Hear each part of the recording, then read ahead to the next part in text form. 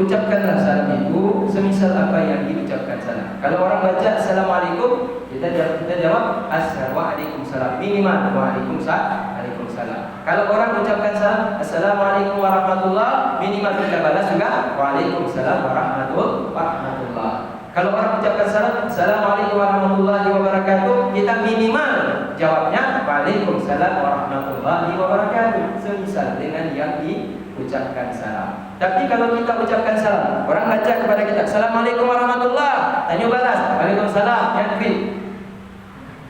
Kri bahasa artinya pelit. Orang doa dia tiga, assalamualaikum selamat untukmu, warahmatullah rahmat kasih sayang untukmu, wabarakatuh untukmu. Dia jawab cuma satu, waalaikumsalam untukmu salam selamat. Kri orang doa tiga, dia doa satu. Yang lebih bahaya tidak mau jawab salam. Assalamualaikum warahmatullahi wabarakatuh. Kum. Jawab ibu.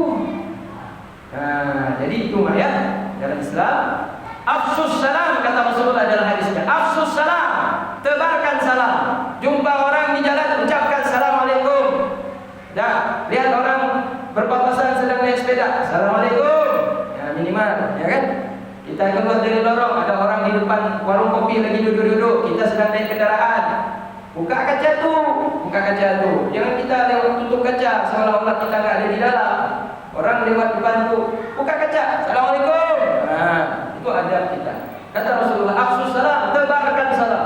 Orang yang paling baik adalah orang yang pertama kali mengucapkan Kalau dua orang mukmin berpapasan di sebuah jalan, ya berpapasan di sebuah lorong, misalkan lorong ini mau keluar, satu mau masuk. Siapa orang yang paling baik di antara dua orang mukmin tersebut? Dua orang baik, dua orang soleh. Tapi yang pertama kali mengucap salam itulah yang paling baik di sisi Allah. Nah, jadi sahabat berlomba-lomba untuk lebih dulu mengucapkan salam sebelum sahabat yang lain duluan mengucapkan salam. Jadi itu Rasulullah mengajar kita untuk menyapa. Tapi sapaan dalam Islam bukan selamat pagi, bukan selamat malam, bukan selamat sore, bukan selamat bobo. Nah, biasa kalau adik itu telepon sama kawannya tuh, mat bobo yang lagi. Selamat bobo sayang ya, belum nikah lu sayang juga. Selamat bobo. Ya, itu bukan diajarkan Rasulullah. Yang diajarkan Rasulullah, Assalamualaikum warahmatullahi wabarakatuh. Dan ayat yang dimuliakan Allah Ta'ala. Itu zikir yang pertama ketika setiap saya memulai pengajian. Terus selalu saya baca hasbi rabbi jallallah, cukup Allah untukku yang maha agung. Jadi kalau kita tidak memiliki tempat meminta pertolongan, cukup bagiku Allah yang memberi pertolongan. Jadi kalau Allah yang menolong kita, siapa lagi yang akan kita harapkan selain daripada Allah? Jadi kita tidak akan pernah putus asa. Ada banyak hutang kita, ditagih hutang sana, hutang sini, dah pusing sakit kepala, minta sama tetangga kanan nggak dikasih, sama tetangga kiri juga nggak ada uang, tetangga depan juga nggak mau bantu, tetangga belakang nggak mau, saudara kandung pun tidak mau bantu. Maka ada Allah yang bantu. Maka wala tayasu min rahmatillah, jangan pernah putus asa daripada pertolongan rahmat kasih sayang Allah. Jangan bunuh diri. Jangan bunuh diri. Berita di koran hari ini di Aceh Seram 5, tah di Banda Aceh, tah di Aceh Utara, ditemukan seorang bapak-bapak umur 60 tahun tewas di kamar penginapan atau kamar hotel.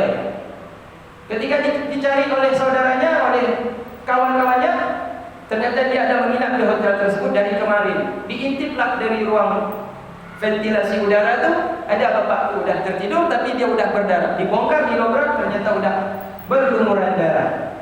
Ternyata dicari latar belakang masalah, ternyata ada masalah konflik keluarga, masalah ekonomi, masalah keluarga, masalah ekonomi. Jadi tidur di hotel, nggak pulang-pulang, ditancaplah pisau ke dadanya, meninggal dunia. Mungkin dia udah putus asa, nggak ada lagi yang bantu untuk menyelesaikan masalahnya, minta tolong kepada manusia, nggak ada manusia mau tolong. Jadi dia nggak minta tolong kepada Allah, akhirnya bunuh diri. Dia nggak tahu sesudah mati lebih bahaya lagi yang mengancam dirinya. Siksa, masalah, penderitaan tidak akan berhenti sesudah dia bunuh diri. Bahkan masalah yang akan dia hadapi sesudah bunuh diri lebih berat daripada masalah yang akan dia pikul ketika hidup di dunia. Karena bunuh diri itu adalah dosa besar. Bunuh diri adalah dosa besar. Jadi Rasulullah mengajarkan jangan kita pernah putus asa, maka senantiasa kita mengucapkan hasbi rabbi jallallah, cukuplah bagiku Allah yang maha agung. Makanya kalau mama nanti bergantung kepada suami, istri bergantung kepada suami meninggal, siapa lagi di tempat bergantung? Abang meninggal, siapa lagi tempat bergantung? Adik meninggal, siapa lagi tempat bergantung? Ayah dah tua, ayah makan minta sama kita kalau butuh makan, butuh minum, butuh pakaian. Bergantung sama siapa? Sama Allah. Karena kalau bergantung kepada Allah, fa innahu hayyun la yamutu abadan, sungguh Allah Taala maha hidup, tidak pernah meninggal sampai selama-lamanya. Itulah Allah wujud. Allah itu ada. Adanya satu, tidak ada dua. Dirinya satu, tidak ada dua. Tidak tersusun, tidak ada mata, tidak ada telinga, tidak ada hidung, tidak ada mulut, tidak ada rambut, tidak ada nyawa. Kita hidup pakai nyawa tidak? Kita bergantung kepada nyawa. Kalau ditarik nyawa mati kayak ayam. Ayam dipotong, ayam sudah disembelih. Ada berkokok dia, tidak ada lagi. Mati dia, ayam dicabut nyawanya, nggak ada faedah lagi. Kadang kalau tidak disembelih dengan bismillah jadi bangkai. Tidak mau juga orang makan jadi bangkai. Karena kalau dimakan bangkai itu ada darah mati di dalamnya. Kalau darah mati masih ada di dalam badan hewan yang disembelih bukan mengalir darahnya dengan nama Allah, darah mati itu akan jadi penyakit. Maka dalam Islam itu dijaga ketika menyembelih darahnya itu keluar sehingga tidak menjadi darah mati di dalam. Ketika dimakan, makan darah di dalam tubuh daging hewan yang disembelih tersebut. Maka sembelih itu hati-hati, usahakan tempat keluar darah itu khusus belkong. Kerongkongannya ini terputus. Manusia butuh kepada roh, manusia butuh kepada nyawa, manusia butuh kepada makanan. Manusia butuh tidak kepada makanan. Butuh enggak makanan? Butuh makan tidak?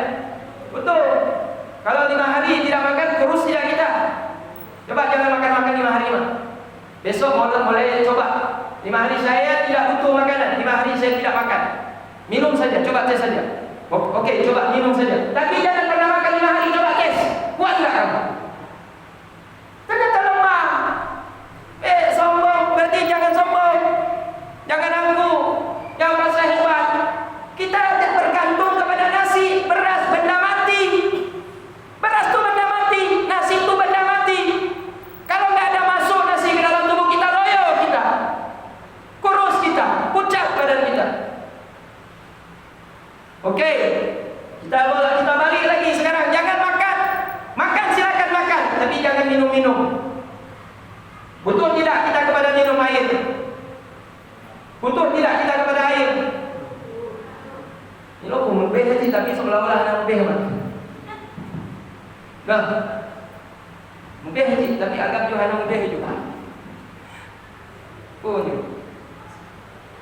Aroma surga. Nah, ujian orang yang sedang mengaji datang wangi-wangi dari entah kemana. Dah, anggap tidak ada saja. Jadi manusia butuh kepada air. Kalau dia tidak minum selama 5 hari, makan saja tidak ada minum, maka tidak akan mengalir makanan, tidak bisa diproses makanan. Lama proses makanan itu menjadi saripati untuk disalurkan ke seluruh organ tubuh, menjadi cairan-cairan yang bisa dijadikan sebagai protein untuk menguatkan tubuh, menjadi vitamin. Karena tidak ada air. Nah, kalau manusia tidak minum air selama 5 hari atau 10 hari, maka dia akan menjadi lemah fisiknya. Maka manusia butuh kepada air. Air ini apa? Benda mati. Bukan benda hidup air. Manusia butuh kepada air. Padahal air ini bukan benda hidup. Tapi manusia butuh kepada air. Nafas yang lebih parah lagi. Butuh kepada nafas manusia. Setiap detik dia tarik nafas, dia keluar. Dia tarik nafas, dia keluar. Tarik nafas, keluar. Tarik keluar, tarik keluar. Nafas yang dia hirup, udara yang dia hirup, udara yang dia hirup. Ini benda mati juga. Artinya dari sini bisa kita ambil paham bahwa manusia butuh berhajat kepada selain dirinya. Dan yang lebih penting lagi, manusia berhajat bergantung kepada nyawa. Bahasa Arabnya adalah roh. Manusia bergantung kepada roh. Allah Ta'ala tidak bergantung kepada roh. Allah Ta'ala tidak butuh makan. Allah Ta'ala tidak butuh minum. Allah Ta'ala tidak butuh bernafas. Tidak butuh kepada udara dan oksigen. Allah Ta'ala tidak bergantung kepadanya nyawa. Jadi sekarang saya tanya kepada mak, Allah Ta'ala punya nyawa tidak? Allah Ta'ala punya nyawa tidak? Hah? Allah Ta'ala punya nyawa tidak? Kita punya nyawa tidak? Kita punya nyawa. Allah punya nyawa tidak? Allah punya nyawa tidak?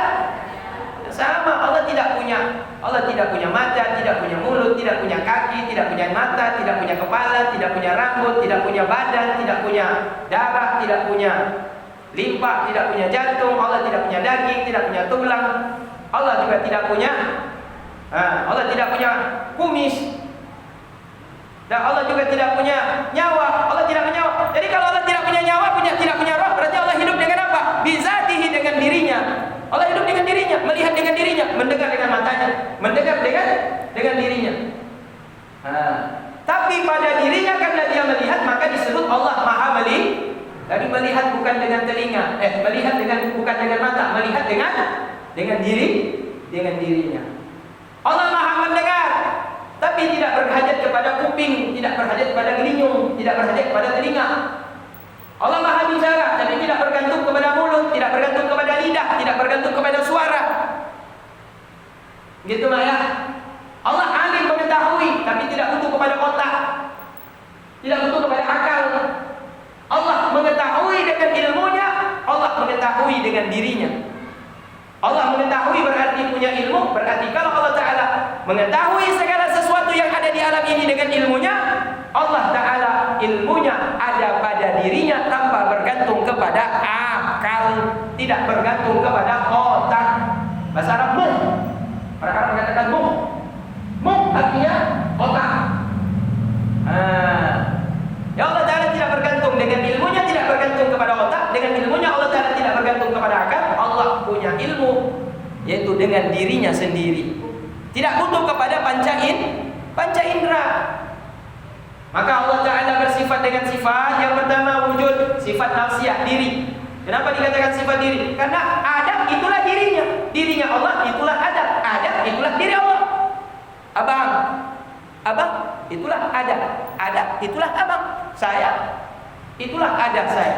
Ada itulah saya itulah diri saya. Berarti ada itu adalah diri. Maka dikatakan ada wujud itu adalah sifat nafsi mustahil. Allah Ta'ala itu tiada. Padahal ada sembah Tuhan. Jadi dikecek oleh orang kafir. Apa dibilang oleh orang kafir? Bahwa manusia, orang Islam menyembah Tuhan tiada. Karena Tuhan mereka tiada nampak. Buta mereka. Orang yang mengatakan bahwa Allah Ta'ala tidak nampak, buta mereka. Karena Allah Ta'ala lebih terang daripada matahari. Matahari coba tengok, silau. Allah lebih silau daripada matahari.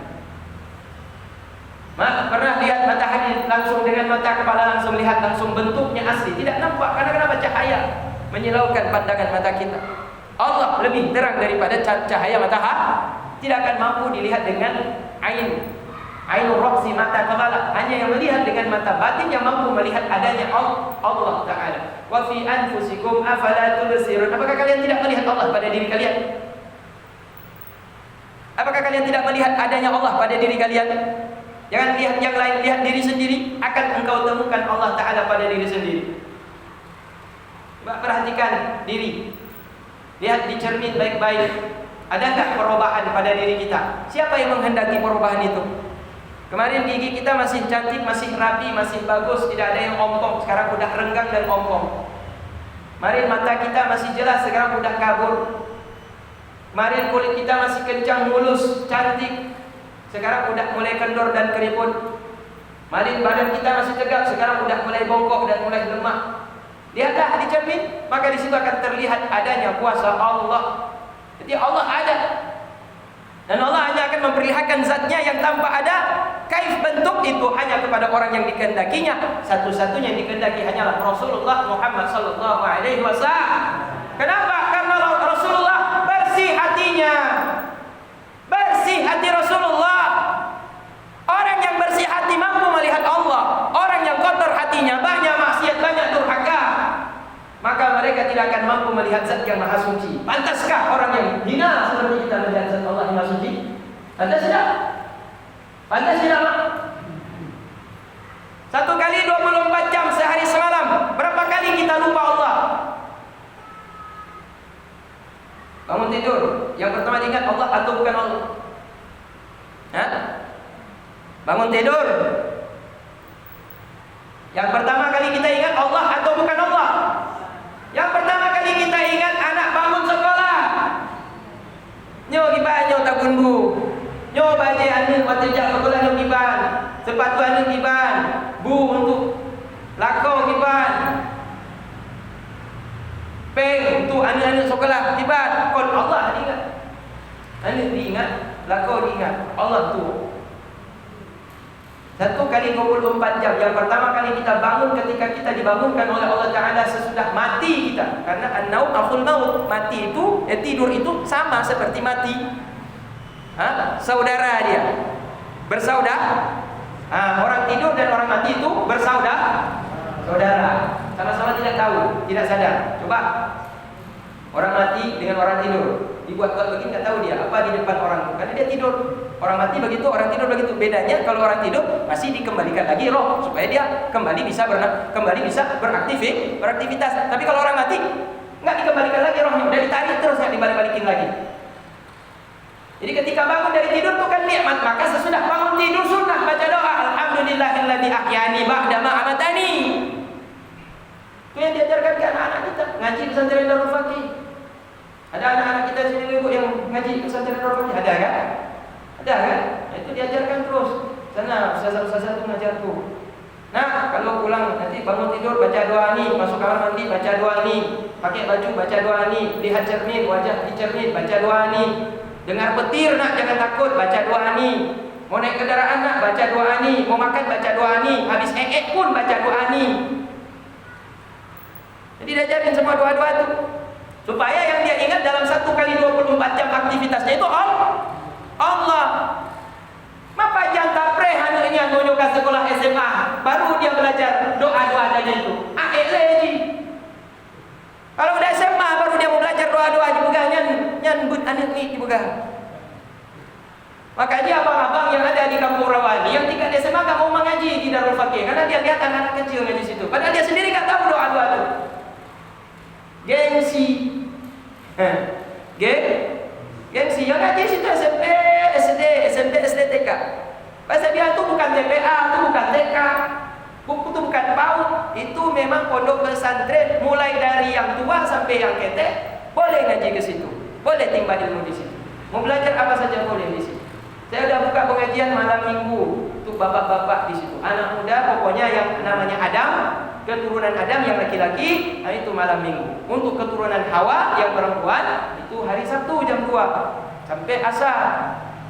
Kalau bapak-bapak malam minggu. Kalau anak-anak ya itulah mengaji dari jam 2 sampai jam setengah 5.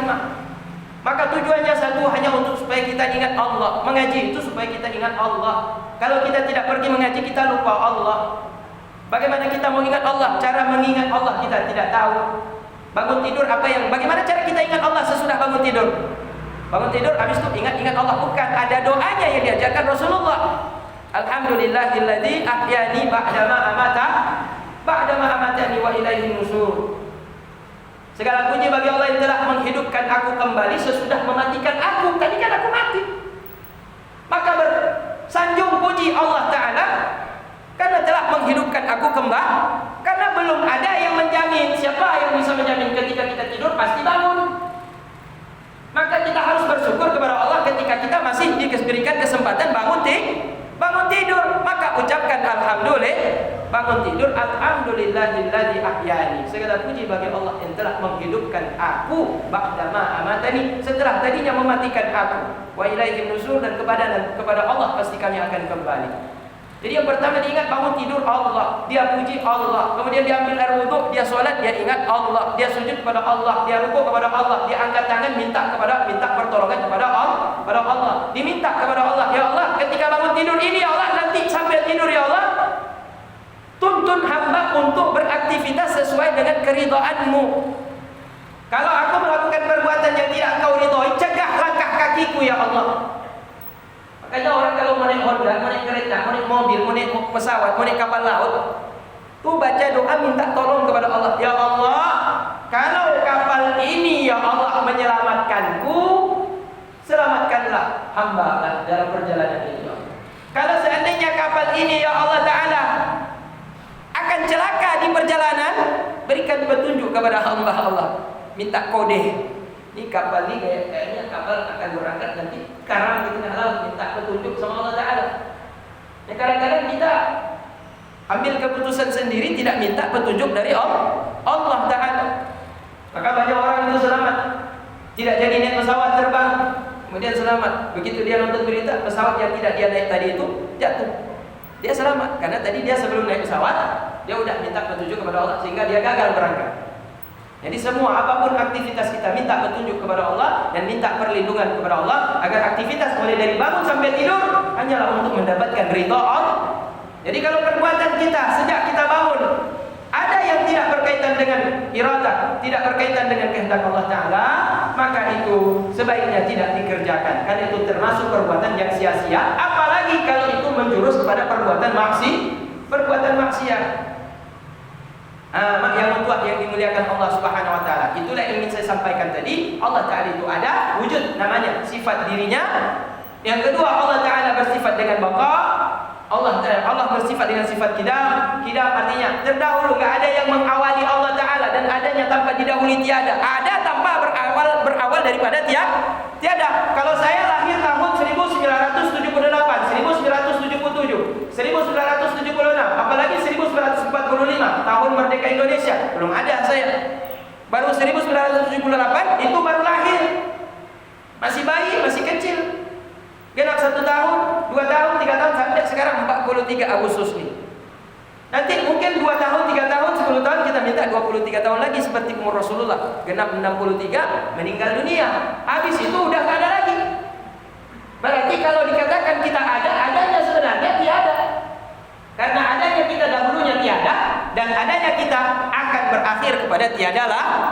Jadi ada kita sebenarnya tiada. Ada kita sebenarnya tiada. Jadi selama kita ada, tinggalkan manfaat kita di dunia ini. Tinggalkan manfaat. Yang paling utama manusia itu adalah manfaat yang dikenal. Apa manfaat yang dikenal? Kebaikan kita, amal soleh kita, manfaat kita kepada sesama makhluk Allah, makhluk yang diciptakan Allah Ta'ala di dunia ini. Maka manusia mati meninggalkan jasa baik dikenang seumur hidup. Ya, jasa buruk akan dicaci maki seperti Firaun. Maka doa laknat dan kutukan mengalir kepada kita meskipun kita sudah berkalang debu. Tidak, ratusan tahun, puluhan tahun kita mati masih dilaknat-laknat orang seperti Firaun, seperti Abu Lahab, seperti Namrud. Nah, kalau andai kata selama kita masih ada, sebelum kita nanti menjadi tiada, maka berbuatlah amal soleh.